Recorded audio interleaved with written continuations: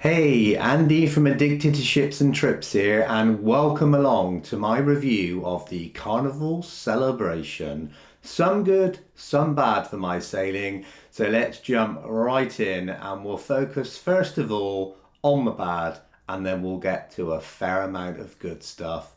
So, the first thing then in the bad category is Bolt roller coaster. Now, like lots of people, I booked this cruise, and one of the very things I was looking forward to was Bolt roller coaster. On this sailing, Bolt wasn't working, but that's not the reason I'm calling it a bad thing. What was the bad thing was the lack of communication. There was no announcement in the Fun Times. There was nothing in the Fun Times app. There were no announcements made over the PA system. There was absolutely no announcement whatsoever that it was broken. It just got round the ship by word of mouth, and it just so happens that it had broken down 2 days before we got on board, and it was going to be out of action for 2 weeks. Now, I really appreciate that things go wrong or there's routine maintenance that happens, but the way it was dealt with, I didn't think was the best. On to number two, and that is room cleanliness. I have to say I was really shocked with the cleanliness of my room. The room itself was great, which we'll come on to later. However, in the shower against the back wall there was dirt and grime that had obviously been there for a long time. On the mirror on the inside of the wardrobe or closet there was a great big smear. Now, to me, these were pretty obvious things that should have been noticed by the room attendant. I gave him a couple of days to get everything cleaned up, and he obviously hadn't noticed it, so I had to speak to him in the end. As for the smear on the mirror, I just don't know how it was missed. It was pretty obvious. Bit of a shame there, really. I've not gone into any room on any cruise ship where there's been such noticeable grime.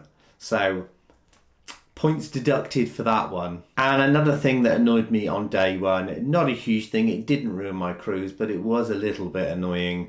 You can get coffee from Java Blue on most Carnival ships. On Celebration, you can also get coffee from bar 820. So I got to the bar and waited about 4 or 5 people to be served, and then it was my turn. I asked for a latte and was told that the coffee machine is at the other end of the bar. Seriously? I've been waiting here all this time and you're telling me that because the coffee machine is on that side of the bar that I need to wait at that side of the bar. If you expect people to queue at one end of the bar, maybe a sign would be helpful to guide you to that. And lastly on my list of grumbles about this cruise was Elegant Night number 2 in the main dining room. The waiter that night took it upon himself to bring my starter and my main or entree out at the same time. So by the time I'd finished eating my starter, my lobster was cold. It's kind of something you look forward to on Elegant Night with a lobster, so I was a little bit disappointed. As I say, the food every other night and day for that matter was really good, which we'll come on to shortly.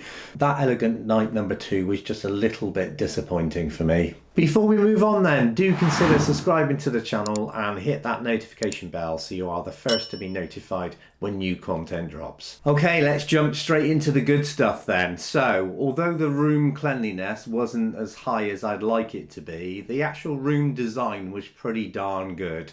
So I stayed in an inside room and it was pretty compact, but there were some great features included. Now, as with lots of new ships, there were USB chargers either side of the bed. Not only that, there were another 4 more on the side by the 3 US plug sockets. So that gave really great charging. And there's also a stool that you lift up and it has storage inside. You can flip the lid over and it becomes a comfortable tray on your lap. Lots of smart shelves as well. So in the 2 closets, double closets I might add, all of the shelving can be lifted up and bolted into place. So if you want extra hanging space, you've got it. But if you need extra shelving, then you undo the bolts and they just drop down. Really clever.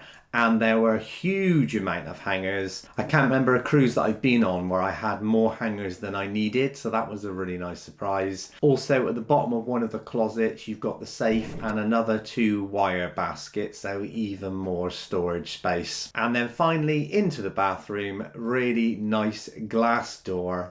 That was really great. And pretty roomy shower as well. So all in all, although it was a pretty small space, it was well utilised and lots of clever features. If you want to save a bit of money and you're looking for a room that gives you a lot of bang for buck, then an inside might be the one for you. Let's talk about Embarkation then. So my check-in time was 11 until 11:30. I arrived at the port at 10:50 and I was allowed to go straight into the terminal. I was whisked straight through security and there was absolutely no delay whatsoever. As it wasn't one of the earliest check-in times, I expected us to be sent to a holding area. But that didn't happen at all. We were straight on the ship and I was on the ship by 11:05 and I'd completed my muster by 11:10. So huge kudos to Carnival for a very quick and efficient check-in procedure. Next up then, the entertainment. Wow, what can I say? There was so much choice available and such top-notch quality. You've got centre stage, where I have to say the circus show in particular was absolutely phenomenal. But there are lots of things that happen at centre stage, lots of different shows.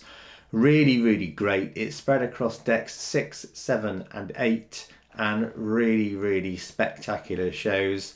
One thing I would say, a little bit of advice, is if you really want to see a show, then I would arrive about 30 to 45 minutes if you want to get a seat. During the day, all glass windows, so it acts as an observation lounge, and then by night the digital screens come down and it transforms the space.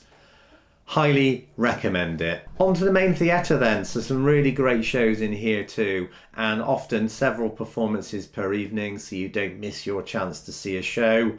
The doors open 30 minutes before the show starts, so it gives you plenty of time to get in and grab that seat. If you want to sit right at the front or you want to sit at the back or whatever your preference is, this gives you a chance to grab your seat. And yeah, some really good shows.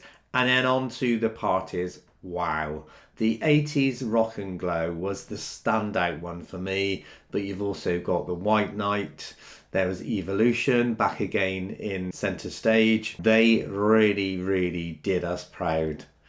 And not to mention entertainers in the bars around the ship as well. So yeah, well done Carnival. Top-notch entertainment on board Celebration.